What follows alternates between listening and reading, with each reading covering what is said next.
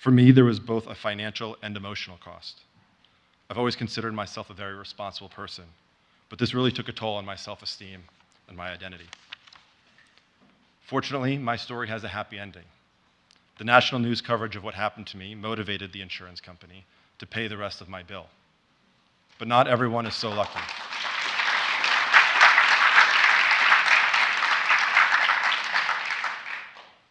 That's why I'm proud that we have a president who has made affordable health care a priority, and that is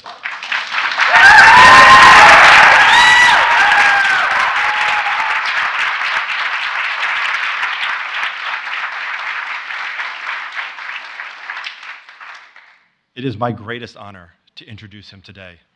Ladies and gentlemen, the President of the United States, Joe Biden.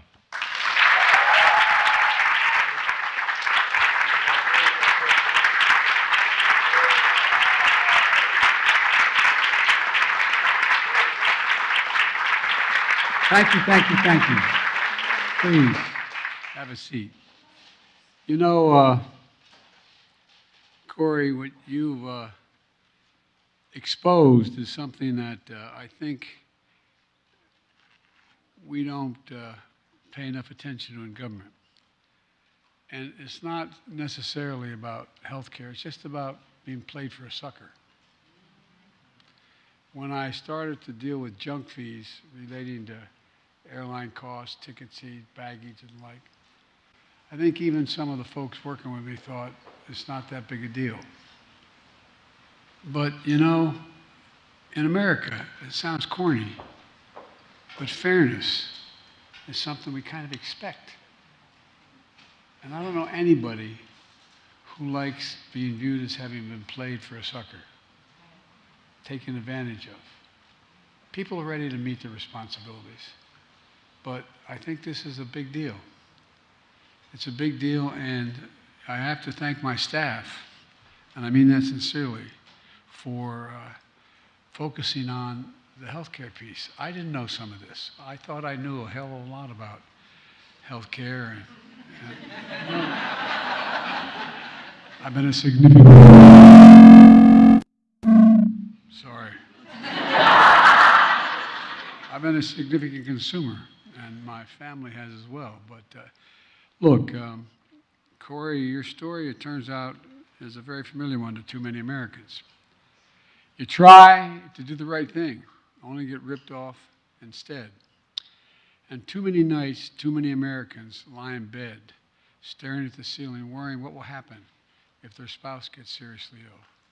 What will happen if something else happens to them? Do they have enough insurance? Will they have to, how are they going to pay their medical bills? Will they have to sell their home? If you can know point of personal privilege, we used to say in the Senate, I was telling my staff that I was raised with a middle-class family. We weren't poor. We lived in a 3-bedroom house with 4 kids and a grandpop, a split-level home, and the boys, quote unquote, now the princess, my sister, had her own bedroom, as she should have. But the 3 boys there were 2 sets of bunks in the other room. And there was a closet that ran as you walked up the stairs, walked straight down the hall. You went into, quote, the boys' room, the 3 of us. And on the left, there was a closet in that whole wall. My parents' bed, headboard, was against that, where that closet was. And every once in a while, rarely, you could hear sort of a restlessness going on, you know, like and one morning I got up and I said, what's wrong with Dad? He said, he just got word that his company said they're no longer going to pay for health insurance. Don't know what they're going to do. Well, you know, for all of you out there and there's so many people who still are in that circumstance, and we'll talk about being deprived of your dignity, not being able to take care of your family if you don't have health insurance is I think, one of the most consequential things that can happen to a person. And so, you know, for all of you out there, I just want you to know, I get it, we get it. We have your back, and we're never going to stop fighting for you, and I promise you that. You know, since I've been in office, we've been carrying out my economic vision.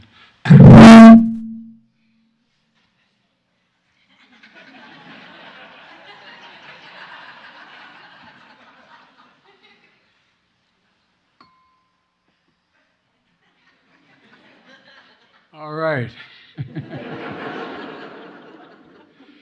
I carried out my economic vision to move from trickle-down economics to what everyone on Wall Street Journal, from the Wall Street Journal, Financial Times is calling Bidenomics. It's about growing the economy from the middle out and the bottom up, and because when that happens, the folks in the bottom have a shot. They get a chance to raise up, and the wealthy still do very well. It's not to hurt anyone at all.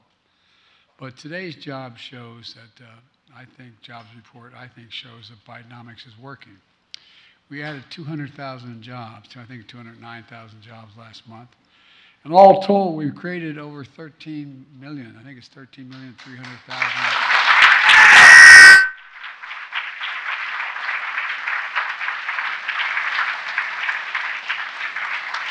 In 2.5 years, that's more than any president ever created in a 4-year term. And folks, the unemployment rate is below 4% for 17 straight months.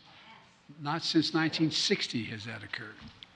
Inflation continues to fall. It's less than half of what it was a year ago. And the rate of Americans without health insurance is at an all-time low. Premiums are covered.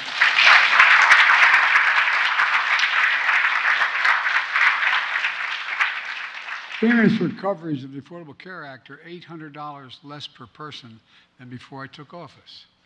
And that's Bidenomics. Today, I'm joined by healthcare advocates and leaders. Many of if I started to name you all, we'd be here all night. But I want to talk about key parts of my economic plan. We're protecting consumers and reducing healthcare costs without in any way hurting insurance companies, docs, hospitals, or anybody else.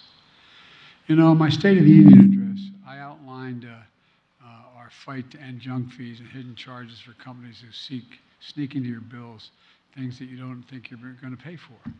Each year, those junk fees cost hundreds of dollars a month for tens of billions of dollars, weighing on down family budgets and making it harder for people to pay their bills. Junk fees may not matter to the very wealthy, and it's not the wealthy's fault, by the way, but they matter to working folks in homes like the ones I grew up in. Over the past few months, my administration has cracked down on junk fees across different industries: banking, hotels, concerts, tickets, airlines, cable, internet, and the internet. And today I'm pleased to announce that we're making some progress in healthcare. First, my administration is cracking down on junk fees for health insurance plans that are like the ones that are inexpensive but too often stick consumers with hidden fees. As Corey just talked about, junk fee plans are short-term health insurances that are supposed to provide a few months of temporary coverage for people who are moving from one plan to another. But the prior administration before me decided to let insurance companies make more money by selling junk plans that are up to 3 years long. Americans thought they were buying temporary insurance that would provide real coverage in those plans. Instead, many have been saddled with thousands of dollars in medical bills these junk fees don't cover. And I think it's outrageous. There are two main ways junk fees stick you with the high bills. The one way you just heard from Corey. He needed emergency surgery to get an appendix removed, but hidden in the fine print, his plan said it would only cover a fraction of the $37,000 the hospital bill was, even though he was paying his insurance premiums every month. Another predatory way of getting around protection Barack and I fought so hard in the Affordable Care Act to accomplish, protecting millions of people with pre-existing conditions like cancer and heart disease. That was a way to get around that. Just imagine if you had a heart attack and you expect your insurance company to pay for it, or you're diagnosed with a cancer and you expect your insurance company to pay for it. But they dig into your medical records, discover you had asthma as a kid, claim you had a heart attack as a pre-existing condition, and then refuse to pay. Folks, that's not health insurance. That's a scam. That's a scam. It has to end. And folks,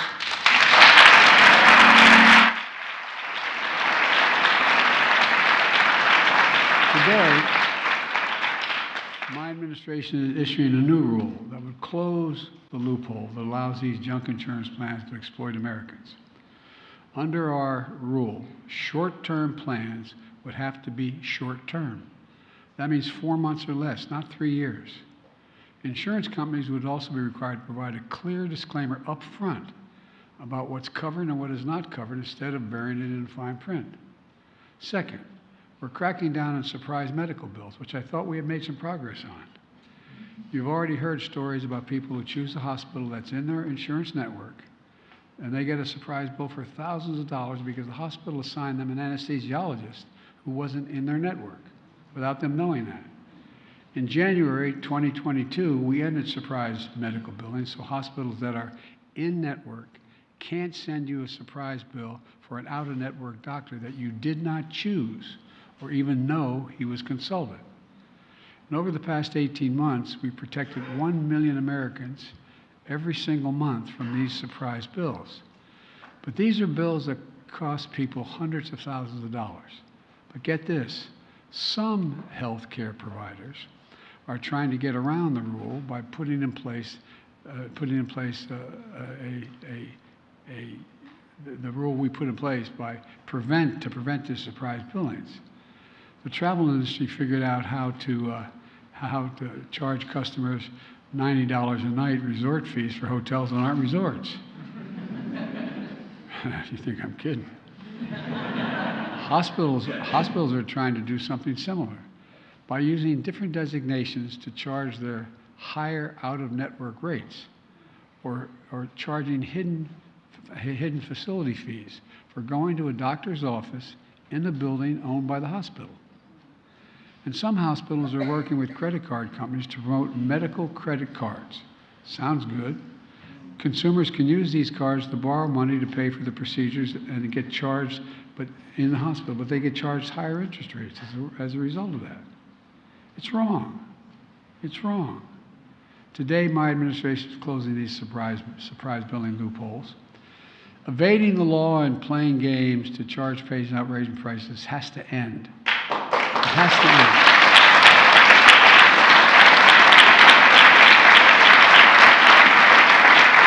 Folks, we're putting a stop to insurance companies gaming the networks and making them reveal any hidden facility fees. They got to reveal them.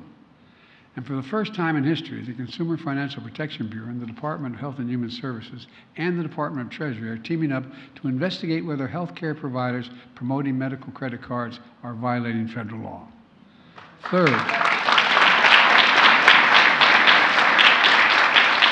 Third, we're lowering prescription drug prices for seniors and people with disabilities. With your help, I signed into law the Inflation Reduction Act. Among the many important things it does, it finally gives Medicare the power to negotiate lower prescription drug prices.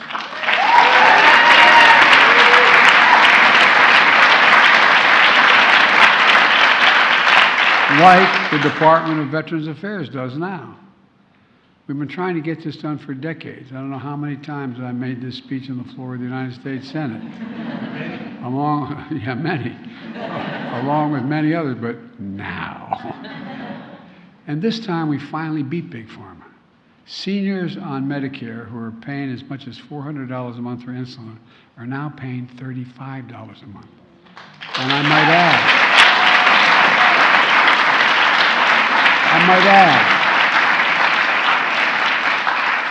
the guy who invented the insulin, he didn't even patent it because he thought everybody should have access to it. It cost $10 to make. To packages made as high as $13. They're still making 3 times what it cost them. It's not like they're being cheated. You know, we also closed the total out-of-pocket drug costs for seniors on Medicare at $2,000 a year, even for expensive drug costs like cancer drugs are $10,000, $12,000, $14,000 a year. Today, the Department of Health and Human Services released a report showing that when these provisions go into effect, they don't go into effect until 2025, 1 in 3 Medicare beneficiaries, that's nearly 19 million people, will save an average of $400 a year. Seniors with the highest drug costs will save an average of $2,500 a year. This is going to reduce out-of-pocket spending by Americans by nearly $7.5 billion annually. And guess what? It matters. When we're negotiating the issue on whether the government's going to stay open, I spoke to some of my MAGA Republican friends. It not only saves the consumer, it saves every taxpayer. You're not paying that extra $7 billion because Medicare doesn't have to take the out-of-pocket and pay it. Last week, the Centers for Medical and Medicaid Services released a final guidance on how they'll negotiate with drug companies to lower prescription drug costs. On September 1st, I'll announce the first 10 drugs selected for negotiation and under the law. This will not only save consumers money, it's going to save the federal government money, as I just referenced. Negotiating drug prices alongside other parts of my prescription drug plan is going to save the taxpayers so far $160 billion. $160 billion.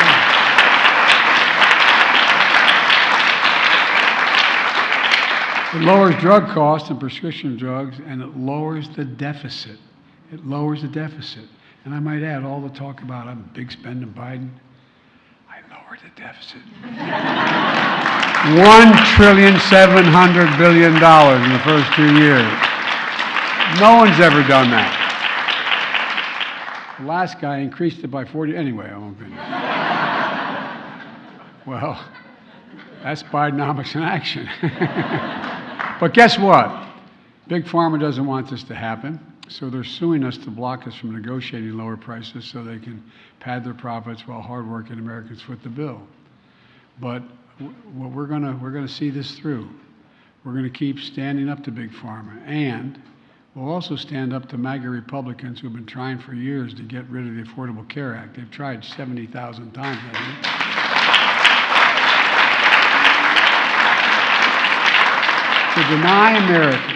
To deny Americans access to the Affordable Health Care Act. On my watch, health care is not a privilege in this country, it should be a right. And folks, let me close with this. When I ran for president, I promised I would not continue the trickle-down economics of the past. Because here's the simple truth. Trickle-down economics represented the moment we walked away from how this country was built in the first place. Bidenomics is just the other way around. Restoring the American dream. 40 years of trickle-down economics limit the dream to those at the top. I believe that every American willing to work hard should be able to get a good job, afford good health care, no matter where they live, in every part of the country, if they're willing to work. That's the American dream. That's Bidenomics. And that's why I can honestly say I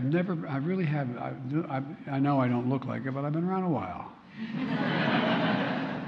But all kidding aside, I've never been more optimistic about America's future than I am today. I really mean that.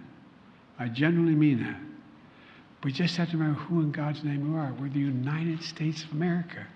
There's nothing beyond our capacity if we work together. There's not a single major problem we've decided to solve as a country together that we've not succeeded in doing.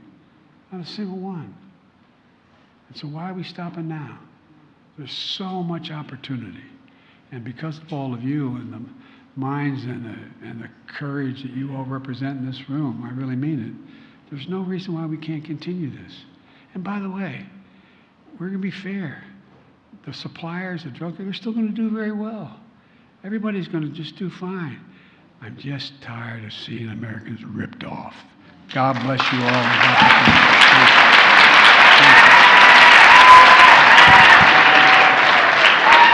Distinguished guests, please remain in your seats as the President departs the East Room. Thank you.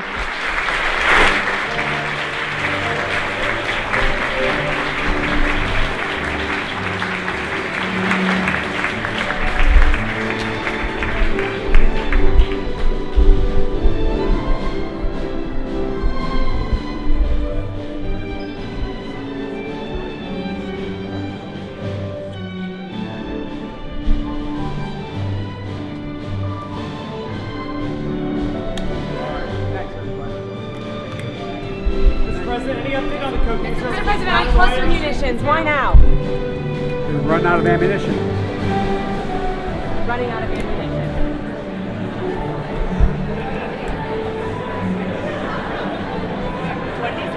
Running out of ammunition. running out of ammunition or run out of ammunition. One of them.